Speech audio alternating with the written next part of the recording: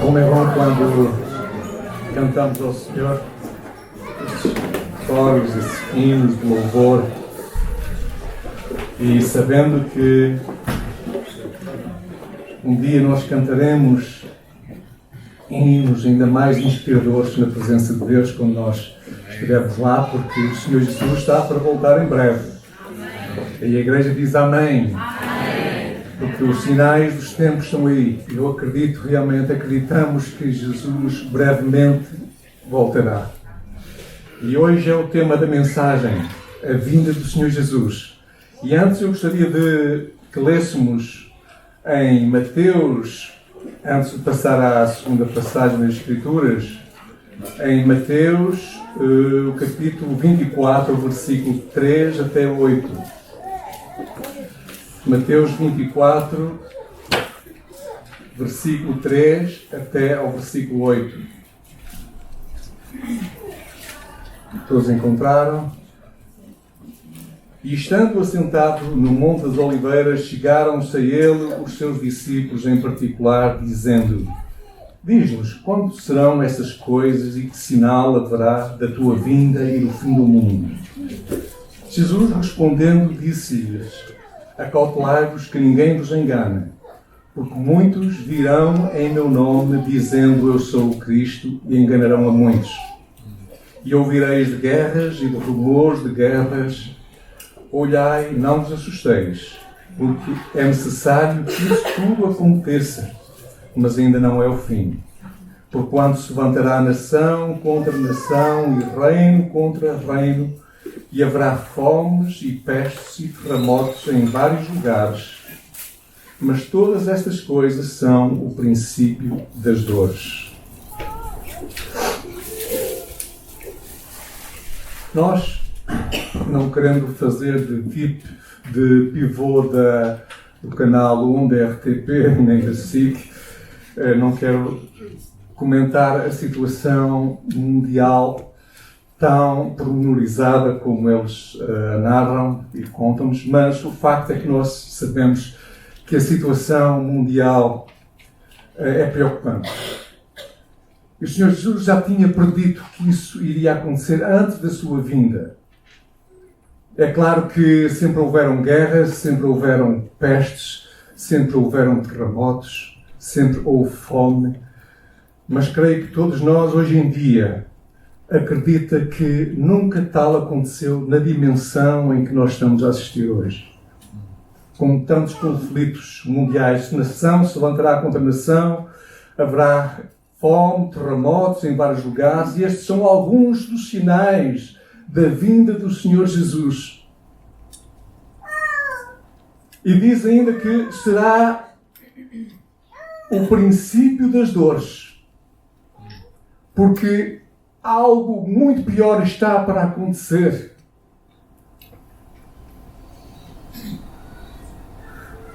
Guerras nós vemos por toda a parte. Só no século XX houveram duas grandes guerras mundiais onde nos dizem que cerca de 60 milhões de pessoas morreram. A ONU estima que cerca de 3 a 4 milhões de pessoas por ano morrem de fome em todo o mundo. Na Índia, dezenas de pessoas morrem diariamente de fome, e em certos países de África também, onde só se alimentam alguns uma vez por dia, outros saltam várias refeições e se alimentam 2 em 2 dias. Os terremotos têm aumentado assustadoramente só no século XXI.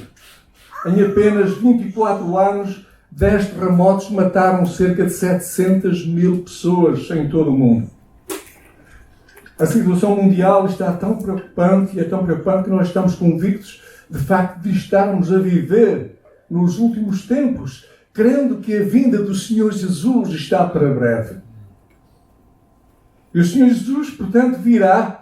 Os jornais e a rádio e a televisão estão constantemente a bombardear-nos com notícias pessimistas, notícias de conflitos, de guerras, de horrores das suas guerras, da fome, de imagens chocantes aos nossos olhos. E o facto é que o Senhor Jesus virá para reinar, e até lá, irmãos, o príncipe deste mundo, Satanás, Sim, ele é o príncipe deste mundo. Muitas das guerras, muitas das misérias que nós assistimos têm a sua origem nele, porque o Senhor Jesus disse que ele é homicida desde o princípio dos tempos. E diz-nos também a palavra do Senhor que o mundo jaz no maligno. Mas, irmãos, não é caso para nós termos medo, para nós ficarmos desesperados como o mundo, como as pessoas sem Cristo estão desesperadas. Porque Deus tem Satanás sob controle. Satanás é apenas um agente, um instrumento nas mãos de Deus para cumprir os planos perfeitos que Deus tem para este mundo. Nós podíamos ver vários exemplos na palavra de Deus. 1 Samuel, quando Deus envia um espírito maligno para tomar posse de Saul, apossar-se de Saul, do rei de Israel. Podemos ir a Jó e vemos também nos primeiros capítulos, o capítulo 1 ou 2, como Satanás chegou ao pé de Deus e como Deus lhe permitiu fazer determinadas maldades na vida de Jó e da sua família. E podíamos ir a Apocalipse e vemos isso quase do início ao fim, como Satanás é um agente, é um instrumento usado por Deus para cumprir os seus propósitos. Deus é soberano e tem todo o poder e Satanás está sob o seu controle. Até lá há muita destruição, mas pensemos nisto. Toda a destruição, a maior parte de todos os males também que nós vemos no dia de hoje, realmente tem a sua origem em Satanás, mas que o Senhor está por detrás e Ele escreverá a última página da história. Será Ele, portanto, que a escreverá. Não será mais ninguém. Os cientistas, até os mais otimistas, acreditam que nós estamos, de facto, a viver nos últimos tempos.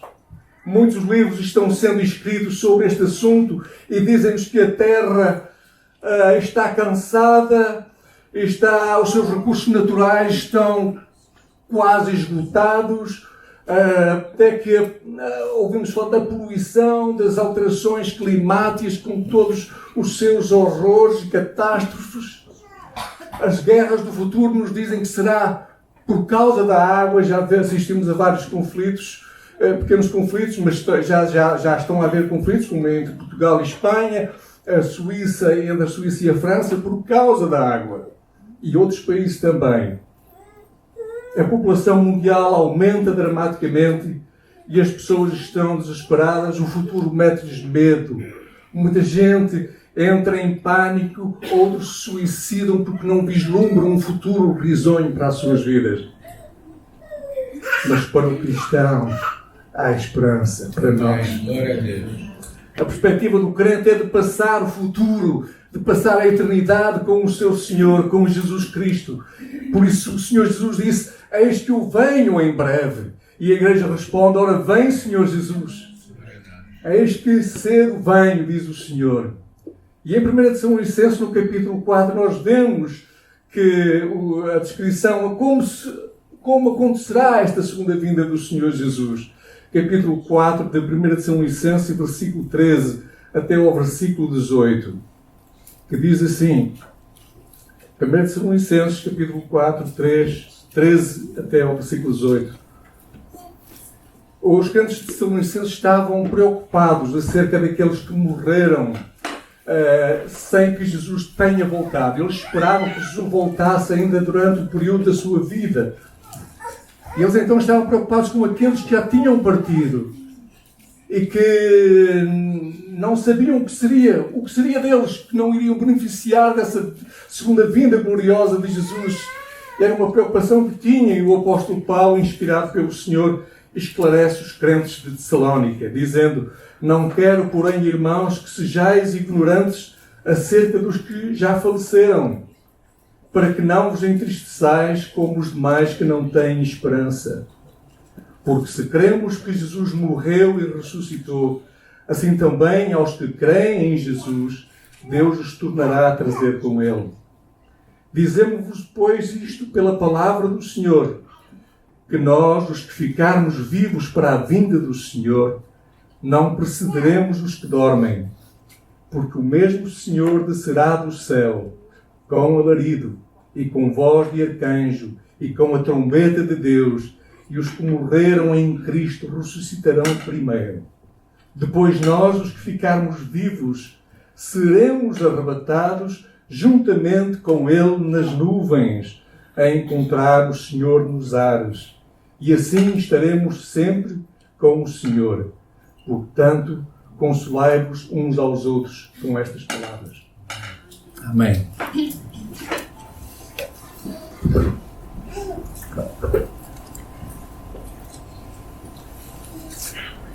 O que é o arrebatamento?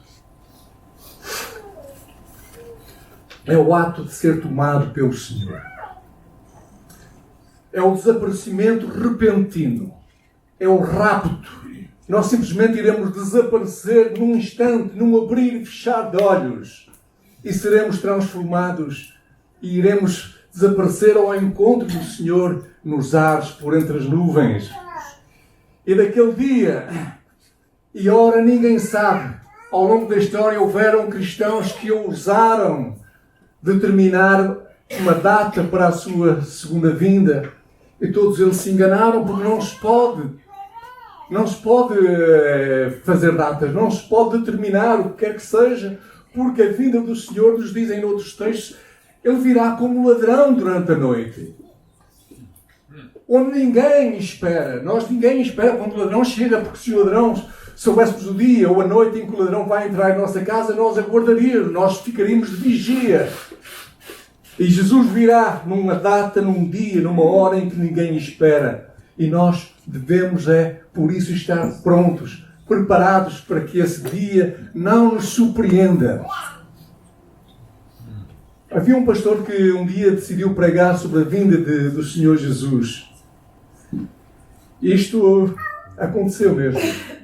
E ele combinou com os músicos sobre esta ideia de preparar a igreja para a prontidão de a igreja estar quando o Senhor Jesus voltasse. A igreja pronta, preparada.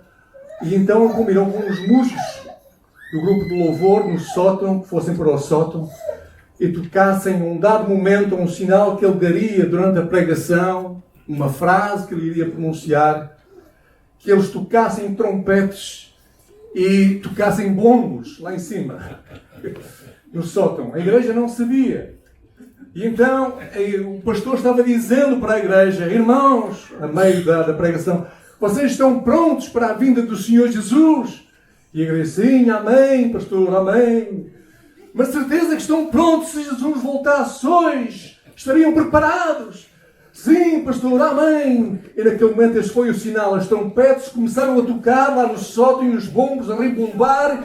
E os crentes começaram a entrar em pânico, levantaram-se das cadeiras, saíram pela porta, a porta era estreita, uns atiraram-se pelas janelas. E o pastor: calma, irmão, isto é apenas um teste, calma, cascarapuça. Eles ainda mais corriam, atropelavam-se uns aos outros, pisavam uns aos outros. Enfim, um desastre, um caos completo. Um caos total. E o pastor ficou triste, como é óbvio, qualquer um de nós ficaria muito triste. Ele olhou lá ao fundo da igreja. Finalmente havia lá uma senhora velhinha, uma irmã, que estava lá. Graças a Deus que alguém estava preparado para a vinda do Senhor. Foi ter com a irmã e disse: irmã, graças a Deus, pelo menos alguém está preparado para a vinda do Senhor. E ela respondeu: meu irmão, eu não podia correr, as minhas pernas, as minhas muletas que eu tenho aqui não deixavam fugir, senão também ia. O pastor deitou as mãos à cabeça: não é possível. E se Jesus voltasse hoje? Se ouvissem a trombeta de Deus, vocês estariam preparados para a vinda do Senhor? Ou iriam saltar pelas janelas e atropelarem-se uns aos outros com medo desse dia? As janelas são fixas. As janelas são fixas. Quem será arrebatado quando Jesus voltar? Quem será arrebatado? Muitos membros da igreja não serão arrebatados. Lamento dizer isso, mas muitos não são arrebatados. Muitos filhos de crentes não serão arrebatados, ou a esposa, ou o marido não serão arrebatados quando Jesus voltar. Jesus disse que a Nicodemos que é necessário nascer de novo. Alguém que não tenha nascido de novo, que não tenha entregue a sua vida a Cristo Jesus, de modo algum serão arrebatados. Alguém que não aceitou o sacrifício de Jesus na cruz do Calvário pelos seus pecados, que não o reconheceu como Senhor e Salvador, será deixado para trás. Diz Lucas 17, Jesus dizendo que naquele dia um será tomado e outro deixado. Estarão dois numa cama, um será tomado e outro deixado. O marido é crente, a mulher não é. O marido subirá, a mulher ficará, ou vice-versa. Dois estarão trabalhando no campo, um será tomado e outro deixado. Duas mulheres estarão moendo no moinho, uma será tomada, outra deixada. Os trabalhadores, haverão dois trabalhadores que estarão fazendo as suas tarefas, um crente, o outro não é crente, e naquele momento um será tomado e o outro será deixado para trás. E para aqueles que ficam, que desespero, que angústia será para aqueles que ficam para trás.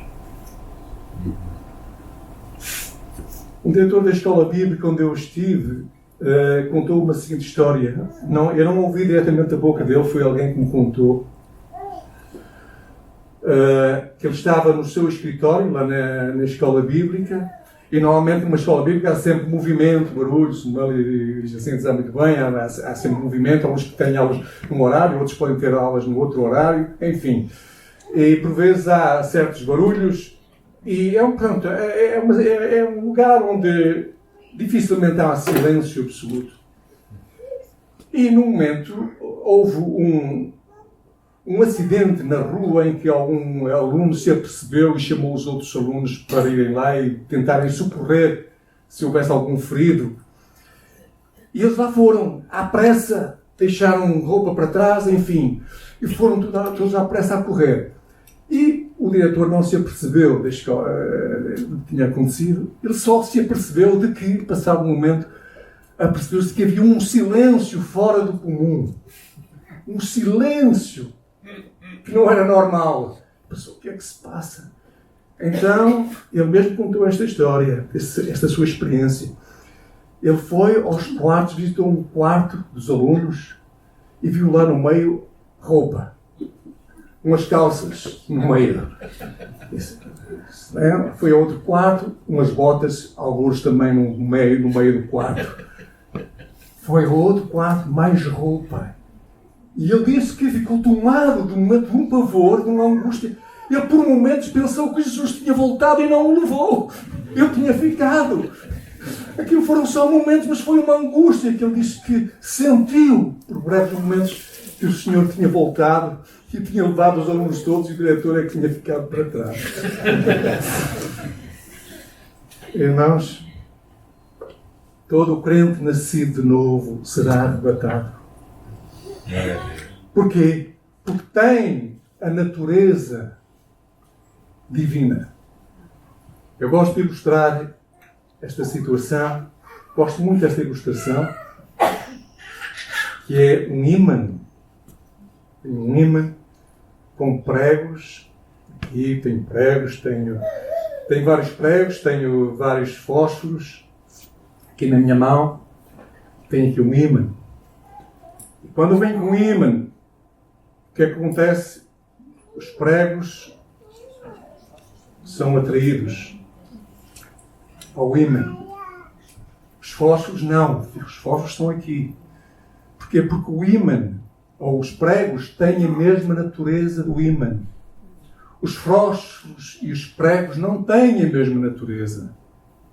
E por isso não são atraídos. Quando Jesus voltar, só quem tem a natureza divina, quem nasceu de novo, no qual vive o Espírito de Deus, esses sim irão ser atraídos a Jesus quando ouvirem a voz do Senhor, irão subir ao encontro do Senhor nos ares, enquanto que os outros que não têm a mesma natureza de Jesus ficarão para enfrentarem, segundo alguns estudiosos da Bíblia, a grande tribulação. Tempos tremendos. Não quero entrar em detalhes porque há várias escolas de interpretação. Mas o facto é que haverá uma grande tribulação. E isso, irmãos, nós precisamos saber. Tu precisas saber se tu vais subir quando Jesus voltar ou se vais ficar. E essa certeza só a podes ter tendo Jesus Cristo como teu Senhor e teu Salvador. E tudo isto vai acontecer, diz-nos em 1 Coríntios 15, 51, num momento, num abrir e fechar de olhos, ao som da trombeta de Deus, e nós seremos transformados. E estaremos para sempre com o Senhor. Meu irmão, minha irmã, jovem, estás tu preparado para quando Jesus voltar? Lembra-te das palavras do Senhor Jesus que disse: nem todo que me diz Senhor, Senhor, entrará no reino dos céus, mas aquele que faz a vontade do meu Pai que está nos céus. E qual é a vontade do Pai que está nos céus? É que tu creias no seu Filho, Jesus Cristo, que pagou pelos teus pecados. Essa é a vontade de Deus a teu respeito.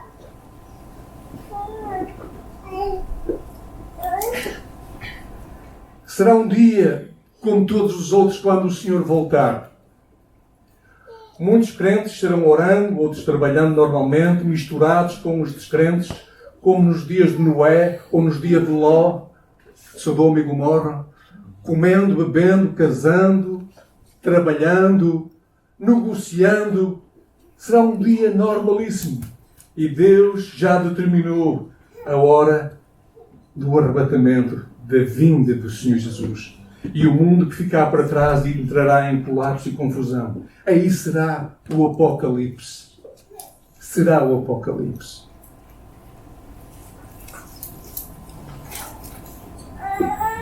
E tu, meu irmão, tu, meu amigo, tens Cristo na tua vida, no teu coração? Já tomaste esta decisão de aceitar o Senhor Jesus? Ou és apenas um crente nominal?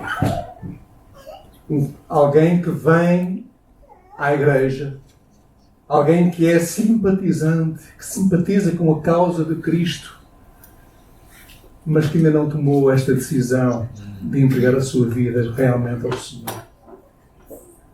Porque há uma diferença entre ser simpatizante e ser discípulo de Jesus. Entre ser um filho do diabo, que é assim mesmo que a Bíblia chama, ou ser um filho de Deus. Jesus não hesitou em chamar filhos do diabo aos fariseus hipócritas. Ou és uma coisa ou outra. É duro. São palavras duras. Sei que são palavras duras. Deus quer que tu te tornes um seu filho. Um filho de Deus, nascido de novo. Como diz em João 1,12, a todos quantos o receberam, falando de Jesus, aos que creem no seu nome, deu-lhes o poder de se tornarem filhos de Deus. Antes dessa decisão, ninguém é filho de Deus. Então, naquele dia, quando Jesus voltar, o que é? Vai ser um dia glorioso, em que os sepulcros dos mortos salvos ficarão vazios e os que ficarmos vivos seremos transformados e subiremos ao encontro do Senhor nos ares. Livres da lei da gravidade, nós flutuaremos ao encontro do Senhor. E haverá então grande espanto entre as nações, muita perplexidade. Milhões de pessoas repentinamente desapareceram. E isso vai ser notícia mundial. Vai haver muitas falsas notícias. Vai haver muitas teorias da conspiração.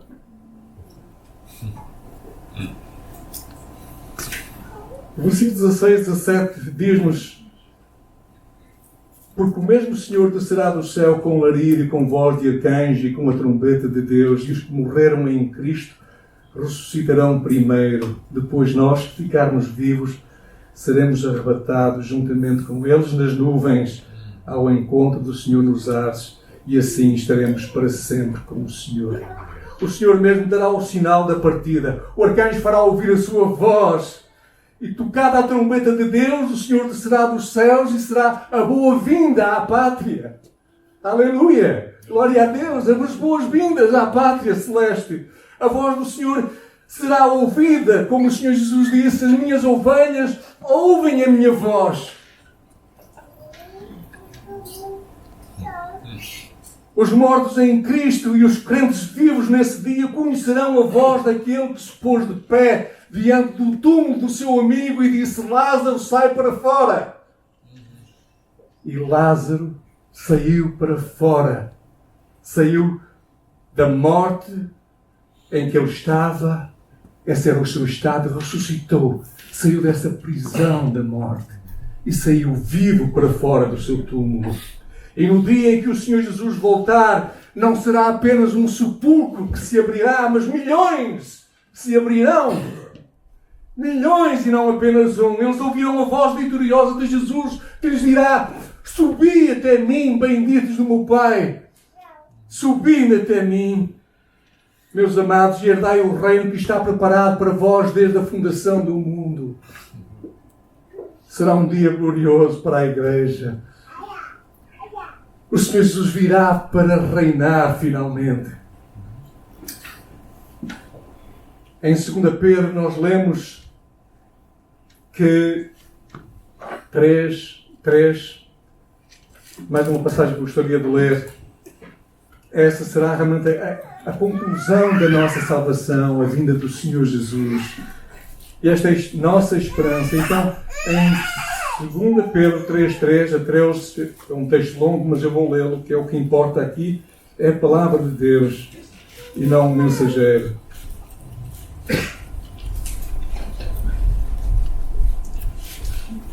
A 13, sabendo isto, que nos últimos dias virão escarnecedores, andando segundo as suas próprias concupiscências, e dizendo: onde está a promessa da sua vinda? Porque desde que os pais dormiram, todas as coisas permanecem como desde o princípio da criação. Eles voluntariamente ignoram isto, que pela palavra de Deus, já desde a antiguidade existiram os céus e a terra que foi tirada da água e no meio da água subsiste, pelas quais coisas pereceu o mundo de então, coberto com as águas do dilúvio. Mas os céus e a terra que agora existem, pela mesma palavra, se reservam como tesouro e se guardam para o fogo até ao dia do juízo e da perdição dos homens ímpios. Meus amados, não ignoreis uma coisa, que um dia para o Senhor é como 1000 anos, e 1000 anos como um dia. O Senhor não retarda a sua promessa, ainda que alguns a têm por tardia, mas é longânimo ou paciente para convosco, ou para conosco, não querendo que alguns se percam, mas que todos venham a arrepender-se. Mas o dia do Senhor virá como ladrão de noite, no qual os céus passarão com grande estrondo, e os elementos ardendo se desfarão, e a terra e as obras que nela há se queimarão. Havendo, pois, de parecer todas estas coisas, que pessoas vos convém ser em santo trato e piedade.